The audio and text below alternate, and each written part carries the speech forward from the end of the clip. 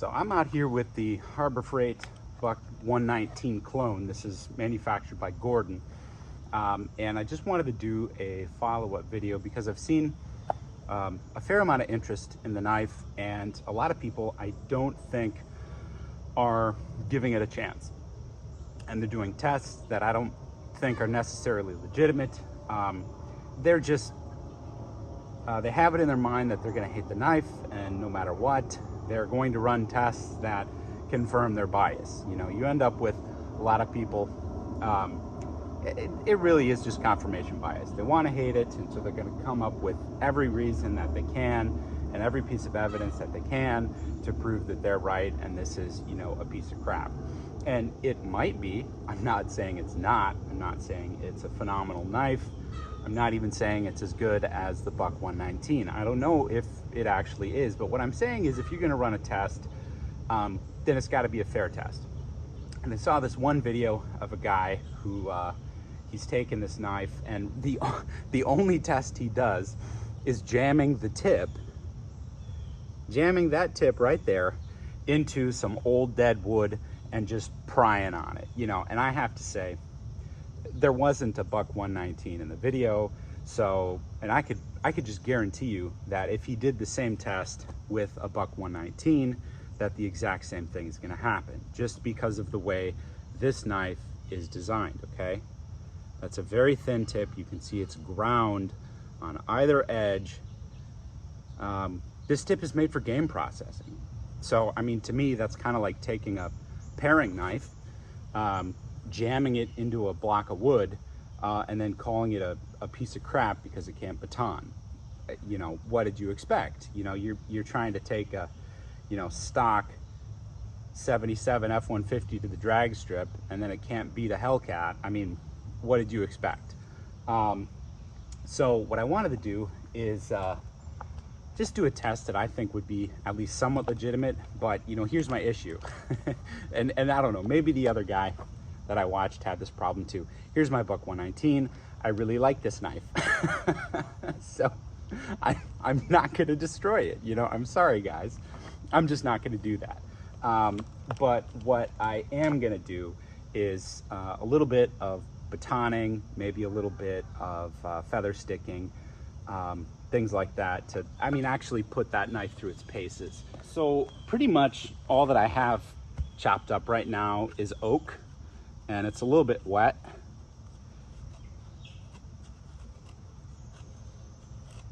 You know, down here in Georgia, people drop water oak trees. I mean, practically every week there's a tree service in my neighborhood that is dropping a water oak tree. You know, they say it lives for what, 20 years and then dies for the next 50. You know, I think that's unfair. I really like water oak, but you gotta understand, it's not really gonna feather stick like a piece of pine or fir or a softwood. So that's not bad. I mean, granted, it is wet, but you can start a fire there easy. Hey, Crowy. She just wants to make an appearance on every video that I make.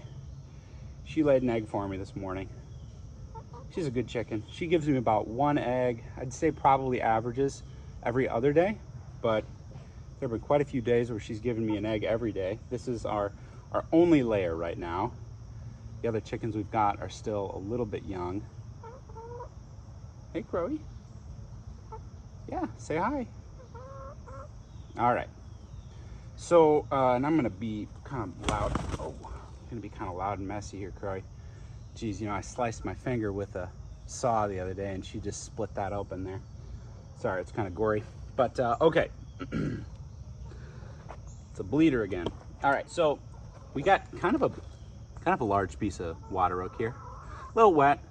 It's been sitting on the ground, so I'm just gonna, and one thing I am gonna do, you know, if you really want this knife to fail, I can tell you exactly how to do it. You take your baton here and you just smash the bejesus out of that tip. You know, I guarantee you that if I do that, it's gonna fail.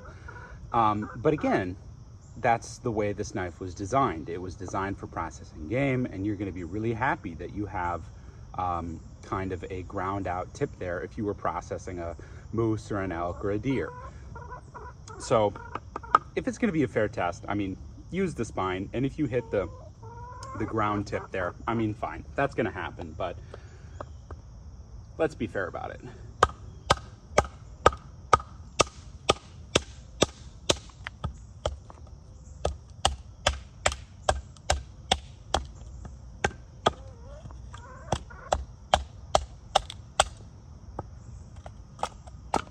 All right. Well, I'm not really wailing on it yet, but there's still time.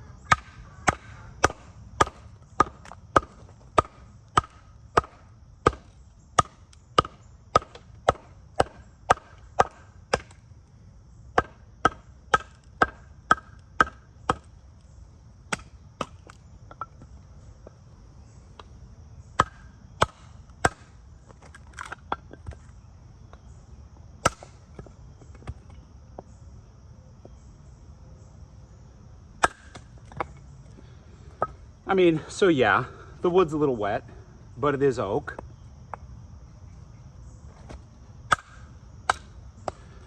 And when you've got a larger piece like I was processing there, you know, you are gonna end up, and I was smacking on that tip quite a bit, but you know, looking at that edge there, there's no visible damage that I can see. So no complaints from me yet. I'm gonna take this same stick.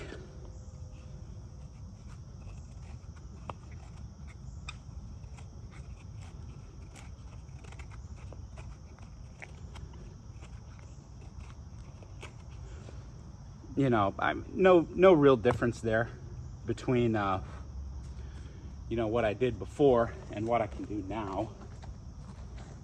So let's see here. And I'm not gonna go easy on it. Here's another piece of pretty large oak.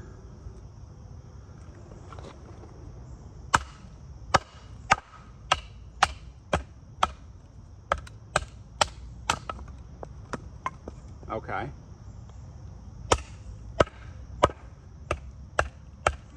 And you know, one thing you can see with this knife was not made for batoning, because if you're splitting a piece of wood like this, that's all you got to hit.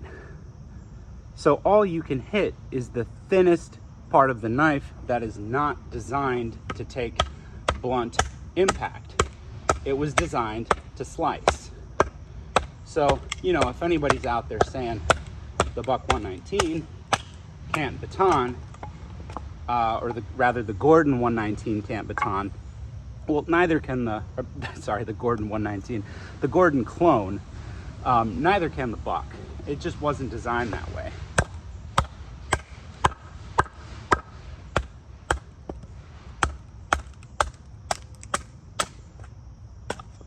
So, okay, all right. So here, I see no deformation, if I can get this to focus, on that blade whatsoever. None. And on the spine's still in good shape. I was hitting it into oak, and I was hitting it with oak, and that's doing okay. So what I want to do next, I'm going to take this over to a water oak, a big water oak that I've got on the property, and I'm going to jam this into it and see if I can't mess up the edge. And the chickens are out. We've got a copper Moran. That's Crowy the Silky. And we've got some death layers here. The death layers are just gorgeous, but they're really, really flighty. So they don't like to be picked up, and they kind of like to do their own thing. We got 12 chickens here, a couple young ones from Tractor Supply. My wife picked those up. I don't know what breed they are now. If one of them goes, they all go. Okay, so here's this gnarly old stump here. You can see this is a huge water oak. This water oak has been here. I've got an arborist for a next door neighbor. He thinks it's about 100 years old, but water oak grows really, really fast. So it's hard to tell. And you can see here, it's a little wet. You know, it's been raining about the last week here where we are in Georgia. But this is, that's still solid. You know, it's a little rotten. I've kind of been chipping at it to test some other, you know, you hear how solid that is. Chipping at it with an axe and a hatchet just to kind of test it out. But here's what we're gonna do. I got a piece of metal in there. Glad I didn't hit that. They had a clothesline in here that at some point was taken down, and then the tree swallowed up the clothesline. So there is a little metal in here, but all right.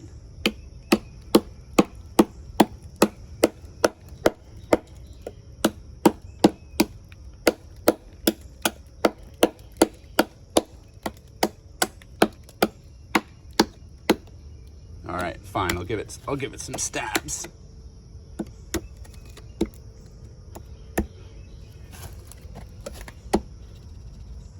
And I tell you what, I'm just gonna do with it what I think a knife with this design can tolerate, because I can promise you with 100% certainty that I can lever that knife over and snap the tip. That's not gonna surprise anybody, obviously. I mean, really, with this type of knife, with that aggressive of a ground tip, you know, again, it's meant for game processing, slicing, food processing. I mean, the same thing would happen with the Buck 19. But you know, the difference between the Buck 119 and the Gordon is that I don't want to destroy my Buck 119. I'm kind of going to be pretty ginger with it, you know. It's something that I've had for a while. It's probably going to be an heirloom. And you know, that's the purpose of this Gordon knife. It's a knife that if I break it, I'm not going to be that bent out of shape about it, okay?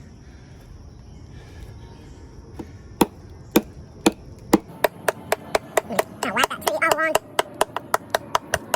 along the edge here, so I'm getting every part of it. And you can see it's done, you know, a fair bit of damage here. Give it some stabs. You know, and if you're if you're needing to do something like this out in the wild, I don't know why you would ever need to stab a dead, rotting, hardened stump in the wild. I mean, maybe you ate some bad mushrooms or something, but this is far beyond what you would ever need to do with this knife if you were out needing to survive, or if you were camping for an extended period of time. And again, if I were doing those two things, the Buck 119 or the clone is not the knife I'm gonna take. You know, because this is a hunting knife. This is a knife made for the modern hunter. Somebody who's gonna spend the day in the woods or the weekend in the woods, and probably has a propane stove and a food supply and an axe. So this is not the knife that I would take if all I'm taking into the woods is a knife. So let's test it for what it is, okay? All right, so I'm gonna test that edge. I've got a brass rod and some paper. I'm gonna test that edge and see if I've done any damage. Okay, so here I am with a different angle. I've got the knife here. I do not see any deformity on the edge whatsoever. In fact, it's still got the polish. I've got my arm here. I'm gonna see. Okay, all right. Okay, guys. So there you go.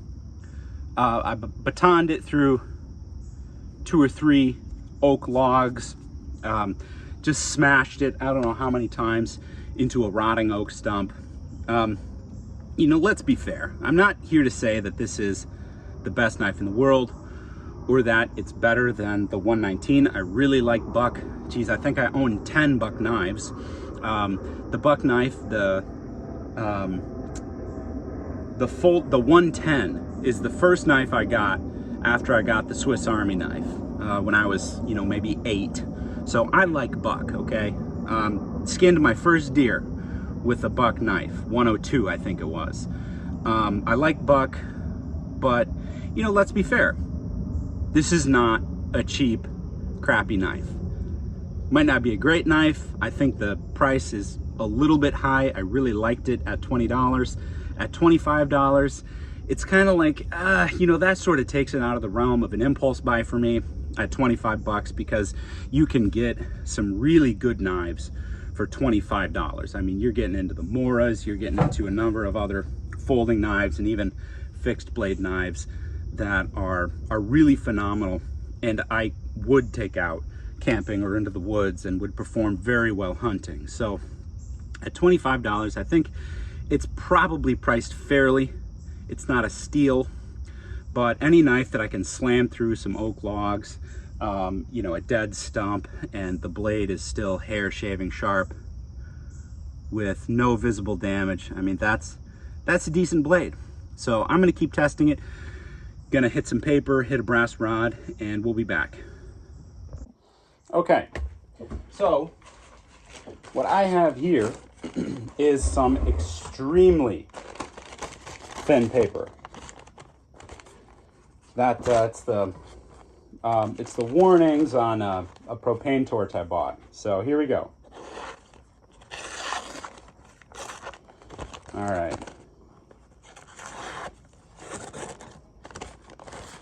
And this is not easy for a knife. This is extremely thin paper, and I'm having trouble getting it in the scene. All right, here we go.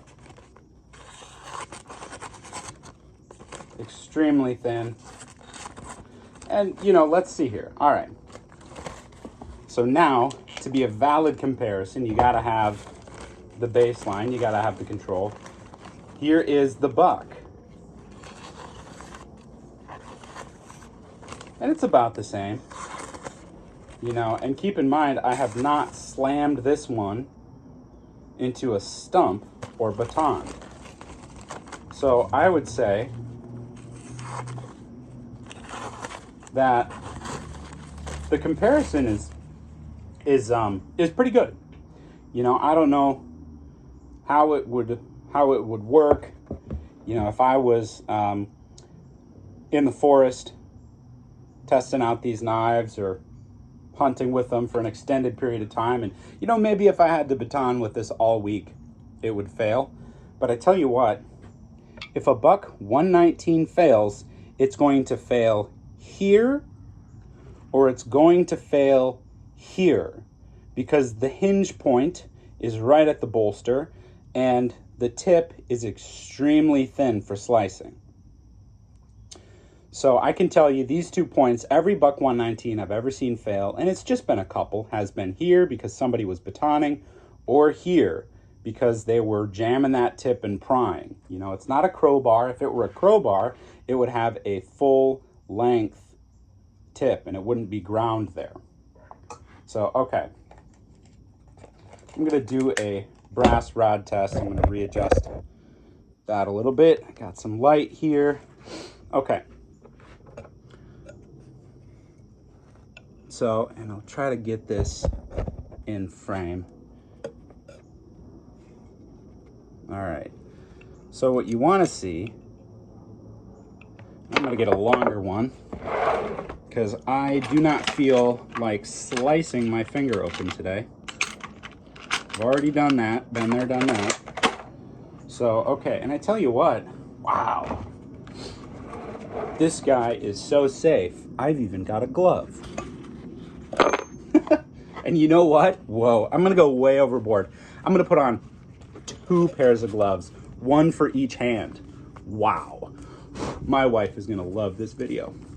Okay, so, and again, here is the Gordon. There's no buck stamp. All right, let's see if I can, I'm gonna throw it out. All right, let's see if you can see the edge here. And what you want is for, okay, here we go. All right, here might be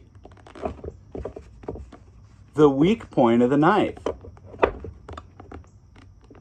See, there you go. All right, okay.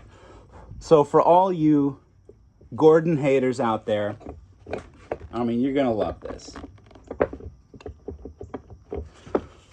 And I can see every spot that I pressed that brass rod, okay? Every single spot.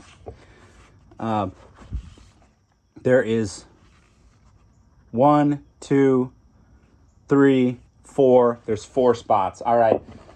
Just for kicks and giggles, I'm going to do the same test here. Same brass rod test with my Buck 119. And I'm even getting kind of squeamish doing this. Because again, I like this knife.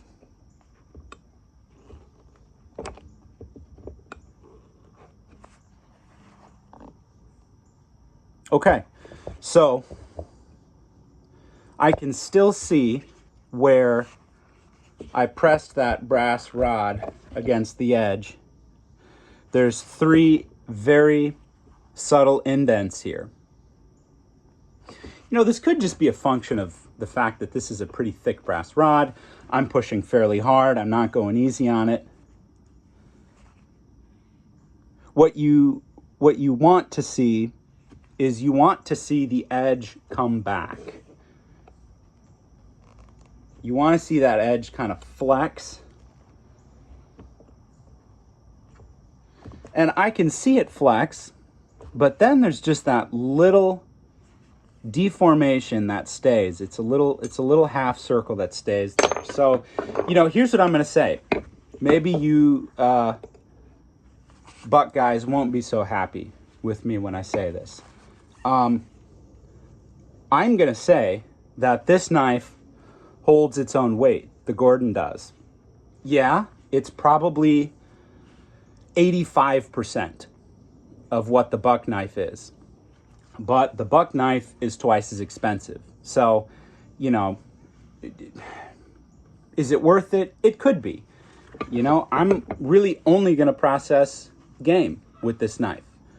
I'm not going to smash it through wood. I'm not going to stick the tip into something. I'm not going to open cans with it.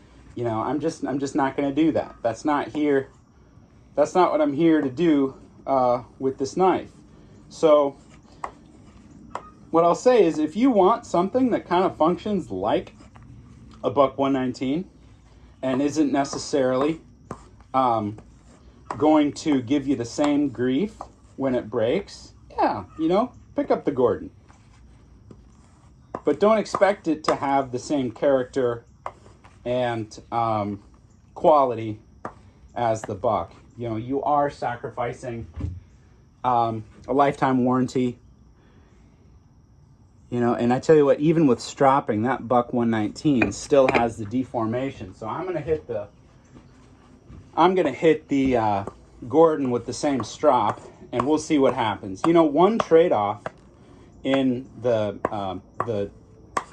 knife community today, everybody's got these crazy steels, and the heat treat is to the point where, you know, you're turning even basic or mid-grade steel like 420 that Buck uses.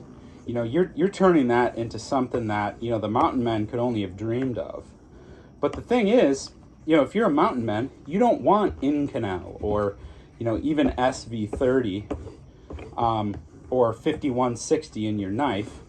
You really don't want that. What you want is to be able to go over to the nearest river and find a pretty smooth stone and put a serviceable edge on it. That's what you want. So with this being the 717 Chrome Moly, yeah, there you go. So you can still see the indentations. I can, at least. I don't know if you'll be able to. I'm trying to run the light on there. But these blades are performing very equivalent. Very, very equivalent. The brass rod test here, it deformed both of the blades. So I know all those Buck heat treat guys are going to be yelling at me, talking about, you know, the magic pixies that are in the back of the Buck factory, doing God knows what with these knives.